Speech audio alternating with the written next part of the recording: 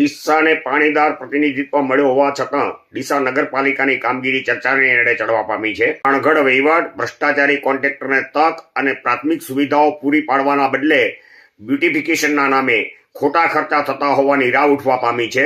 Parking, park અને પ્રાથમિક સુવિધાઓ અંગે લોકો ચર્ચા કરતા હોય છે, ત્યારે નગરપાલિકાના ચૂંટાયેલા સદસ્ય અને વિરોધ પક્ષના નેતા શ્રી જગદીશભાઈ મોદી શું કહે છે તે આપણે સાંભળીએ અને ત્યાર પછી આપણે જાણીએ ભવિષ્યને સુરક્ષિત રાખવા માટે ઇતિહાસને અને ભૂતકાળને થયેલી ભૂલોને પુનરાવર્તન ન થાય તે માટે શું કરવું જોઈએ તેના બોધપાઠની ચર્ચા.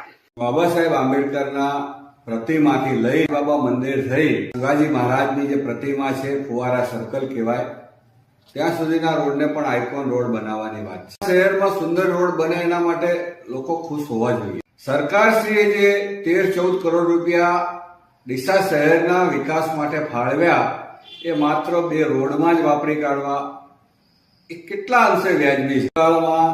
જલારામ મંદિરથી સાંઈબાબા મંદિર સુધીને એ રોડને ખૂબ જ પૈસા વાપરીને બનાવ્યો. ત્યાં સારી એવી બ્લોક નાખવામાં આવ્યા, ફૂટપાથ બનાવવામાં આવી અને 3 વર્ષમાં એવું શું થયું કે ફૂટપાથ તોડવી પડી. એ ફૂટપાથ તોડ્યા પછી એના અંદરથી જે બ્લોક નીકળ્યા કરોડો રૂપિયાના, એ બ્લોક ક્યાં ગયા? 5 વર્ષ પહેલા સ્કોડા નામની કંપનીને પાણીનો કોન્ટ્રાક્ટ આપવામાં આવ્યો હતો. ડીસા શહેરમાં પાણી પુરવઠા આપવાનો જે કોન્ટ્રાક્ટ સ્કોડા નામની કંપનીને આપ્યો હતો અને એ વખતે ભ્રષ્ટાચારની વાત ઉપર એ સ્કોડા કંપનીને કેન્સલ કરીને નગરપાલિકાએ સંચાલન કર્યું. તો હવે પાછું સ્કોડા કંપનીને આપીને આપણે શું સાબિત કરવા માંગીએ છીએ? પાછો નગરપાલિકાએ સ્કોડા કંપનીને ઠરાવ કર્યો, ડીસા શહેરમાં પાણી પુરવઠો સ્કોડા કંપની આપશે. હવે સ્કોડા કંપનીનો જો ભ્રષ્ટાચારનો પ્રશ્ન હતો તો આપણે આપવાની જરૂર નહોતી. ક્યાં તમે ત્યારે ખોટા હતા, ક્યાં તમે અત્યારે ખોટા છો.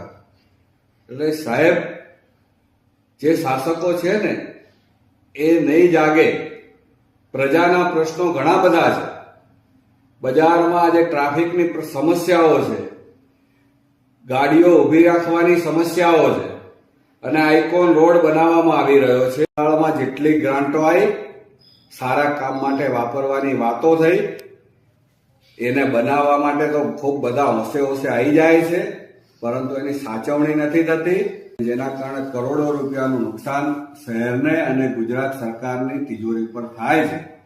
એટલે ડીસા શહેરના વેપારીઓની દહેશત દૂર કરવા માટે એક એવો શ્વેતપત્ર બહાર પાડવું જોઈએ કે જેનાથી લોકોને ખબર પડે કે ડીસા શહેરમાં આઇકોન રોડ આ રીતે બનવાનો, આટલો ખર્ચો થવાનો છે, આવી ડિઝાઇન છે. અને જો આ ડિઝાઇન ખોટી હોય અને લોકો ના પાડતા હોય કે આવી ડિઝાઇન વાળા રોડ નથી બનાવો, તો 13-14 કરોડ રૂપિયાને ડીસા શહેરના બીજા વિસ્તારો જ્યાં જરૂરી છે, લાઇટ, પાણી, સફાઈ, એવી જગ્યાએ વાપરી અને ડીસા શહેરને તમે આઇકોન બનાવો. માત્ર 2 રોડને આઇકોન બનાવવાની વાતને કોઈ સમર્થન નહીં આપે.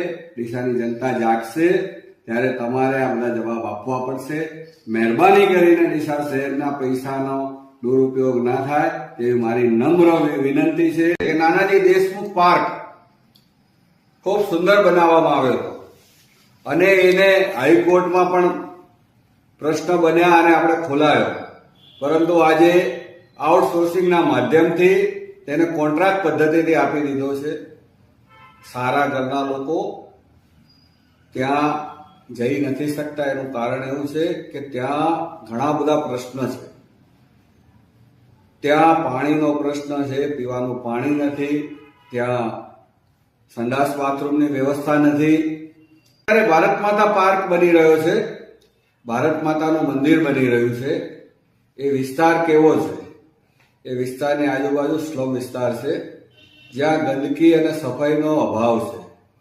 અને જો ત્યાં ભારત માતા મંદિર બનાવીશું અને એવા વિસ્તારમાં કે જ્યાં ડીસાના શહેરીજનો જે જઈ ન શકે એવા વિસ્તારોમાં જો આપણે આટલા કરોડો રૂપિયા ખર્ચીએ, કેટલી અંશે વ્યાજબી વાત છે. ડીસા શહેરમાં આવનારી ગ્રાન્ટો ધારાસભ્યશ્રીની ધ્યાનમાં હોય તો એમને સર્વાંગી વિકાસ થાય તેવું કરવું જોઈએ. આ હતા ડીસા નગરપાલિકાના વિપક્ષના નેતા જગદીશભાઈ મોદી. તેઓએ ડીસા નગરપાલિકાની વર્તમાન પરિસ્થિતિ અને ભૂતકાળમાં થયેલી ભૂલોને વર્ણવી હતી. ભવિષ્યને સુરક્ષિત બનાવવા માટેનો પાઠ એટલે ઇતિહાસ છે. જો તંત્રે બિહારની ફેક્ટરીના ફટાકડાનો કાંડ યાદ રાખ્યો હોત તો ડીસામાં ફટાકડાની ફેક્ટરીમાં આ કાંડ ન સર્જાયો હોત અને 23 લોકોના મૃત્યુ ન થયા હોત. તંત્રની બેદરકારીના કારણે આ કાંડ સર્જાયો. અને બેદરકારી તો બેદરકારી હોય છે. રાજસ્થાનના દિગ્ગજ નેતા અને 5 વખત જેઓ ચૂંટાયા હતા, વિધાનસભાના અધ્યક્ષ હતા, કોંગ્રેસ પ્રમુખ હતા, તેવા સીપી જોશી માત્ર 1 મતથી હાર્યા હતા અને કહેવાય છે કે તેઓની પત્નીએ જ મતદાન નહોતું કર્યું. સિંહ ગમન સતપુરુષ વચન ઓર કદળી ફળે એક બાર, તિરિયા તેલ હમીર હઠ ચડે ન દૂજી વાર. આપણે જાણીએ સિંહ ગમન એટલે સિંહ જ્યારે ચાલ્યો જતો હોય ત્યારે એની શાર્પ દ્રષ્ટિથી 5 દિશાએ જોતો હોય છે અને એટલે સિંહને પંચાનન કહેવાય છે. અને એને કોઈ શાર્પ દ્રષ્ટિથી તમામ બાબતોને જુએ એને સિંહાવલોકન કહેવાય છે. ત્યારે પ્રજાના પ્રતિનિધિઓએ સિંહાવલોકન કરવું જરૂરી છે. ત્યારે આવા તટસ્થ સમાચારો, સમીક્ષા જાણવા માટે ચેનલને લાઈક કરો, સબસ્ક્રાઇબ કરો. ભારત માતા કી જય.